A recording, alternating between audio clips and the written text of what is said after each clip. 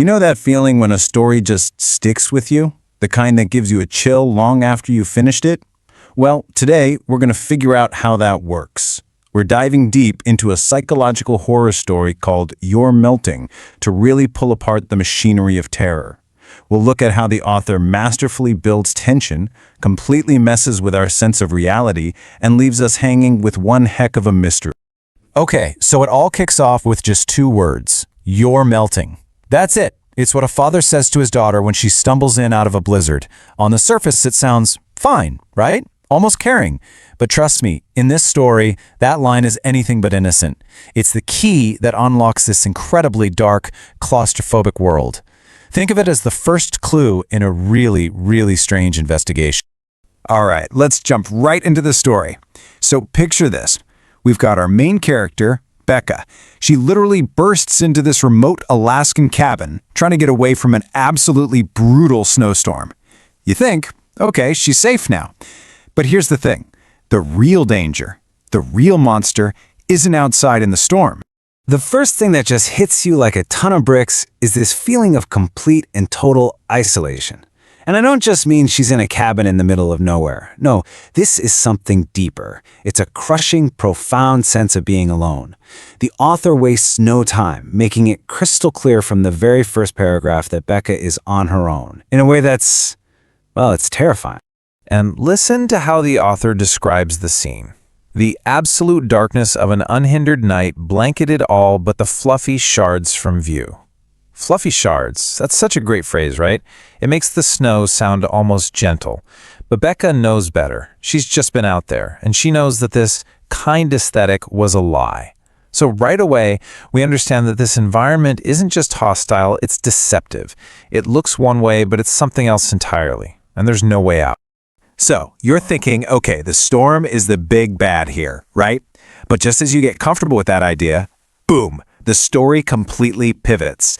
Because the real threat, the thing that's going to make your heart pound, it's already inside. And this is the moment. Becca jumped so hard that she squealed. He wasn't supposed to be there. It's her own father. And look at her reaction. It's not just, oh, you startled me. It's a squeal. It's a jolt of pure, undiluted fear. That line, he wasn't supposed to be there, that's the first massive red flag. And it just hangs in the air. Why shouldn't he be there? And more importantly, why is she more scared of him than a killer blizzard? Okay, this next part is where things get really intense.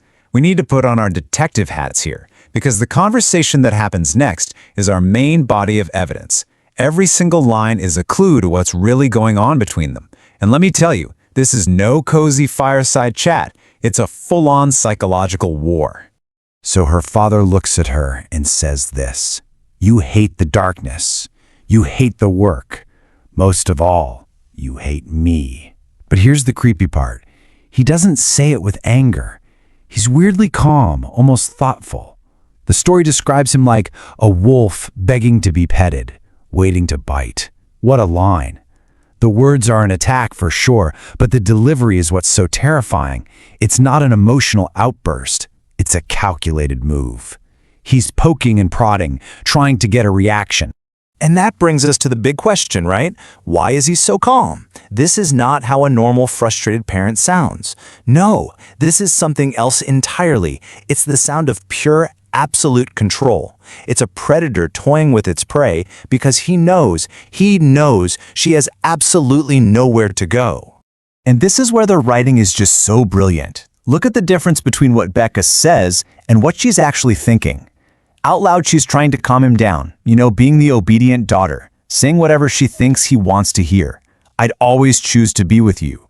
But inside, her mind is screaming. Her internal alarm is just blaring. Her body is physically aching to run. There's a war going on inside her, and she is a complete prisoner in her own home. And then he drops this line. "Once your mother left, we soon put that to rights, didn't we?" The way he says it is so casual, but the meaning behind it is just monstrous. Put that to rights. Think about what that actually means. It's this horrifying veiled threat that points to a really dark history of abuse and control. A history that started the second her mom, her only potential ally, was gone. Now, listen to her response. Yes, Daddy, I learned well how to act appropriately. But it's not what she says, it's what she does that's so important. As she says this, she wraps her arms around herself and presses on a healed rib bone that lumped the skin. And just like that, with one tiny physical action, we get all the proof we need. This isn't just in her head. Her trauma is physical. It's literally written on her body. Okay, deep breaths everyone, because the tension has been cranked up to 11. And now, the story just explodes.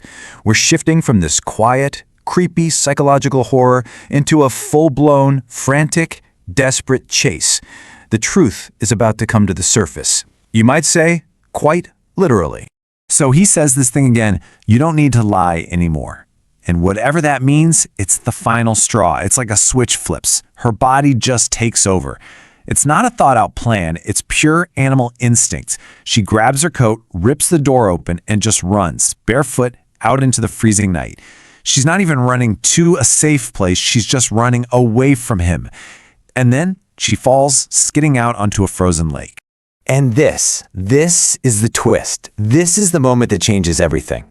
Lying there on the ice, she looks down through this clear patch of frozen water, and her father is staring back up at her, white, dark-eyed, his hair frozen solid. The man she was just talking to, the man she just ran from, is dead.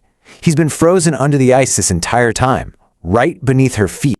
So, wow, that reveal answers one question, where her father was, but it opens up a massive, much creepier one. Who or what was in that cabin with her? Okay, let's switch gears a little bit, from just telling the story to trying to figure out what it all means. Let's look at the theories. Basically, it boils down to three main theories, and they're all pretty compelling. First up, the ghost theory. Pretty straightforward. She was talking to his ghost. I mean, the story even says the color drained from his skin right before she ran, which fits, right? Second, the guilt theory. This suggests the whole thing is a loop created by her trauma, her mind forcing her to relive this horrible confrontation over and over. And then there's the third one, which might be the most terrifying. It comes from the author who asks, what if the body under the ice was the hallucination, and he's still alive, back in that cabin, waiting for her? So how on earth does an author pull this off? How do you create that level of ambiguity, that deep, unsettling chill? Well, it's definitely not by accident. It all comes down to some really clever literary tricks that are designed to mess with our heads and make us question everything. And the big one, the master key to this whole story, is a technique called the unreliable narrator. See, we see everything through Becca's eyes. But because she's gone through so much trauma, we can't be 100% sure that what she's seeing is real. Is the thing in the cabin a ghost, or is it a hallucination born from her own fear and guilt? The story never gives us a straight answer, and that uncertainty, that's where the real horror is. You know, one reader, Kiba Garhart, absolutely nailed it with this comment. They said, the terror and deference just permeates the dialogue, and the hostile landscape is just the lesser of two evils. And that's it right there. The author does this brilliant thing where he sets up this incredibly dangerous, freezing Alaskan wilderness, and then shows us that it's actually the safer option. The truly dangerous places inside the warm cabin. And other readers picked up on all these amazing little details too. People pointed out the masterful use of repetition, the lovely control of foreshadowing, how deeply atmospheric the whole thing is. It all creates this feeling, as one person put it, that the story is trapped in an endless whirl of ice and snow. All these little pieces are working together to build something that's just so unnerving. And that brings us to the final, absolutely brutal gut punch of the story. The very last lines are almost exactly the same as the first lines. Becca, after finding the body, stumbles back to the cabin. She bursts through the door, and time fell away. It puts her right back at the beginning, trapped. The circular ending suggests she's caught in an endless loop of her own trauma, forced to relive this horror again and again, forever. So in the end, Your Melting is so much more than just a ghost story. It uses this mystery to explore the inescapable prison that trauma can create. And it leaves us with a really big question to chew on. What's the most terrifying monster? Is it the one that's out there in the world, the one you can see and run from, or is it the one that gets inside your head?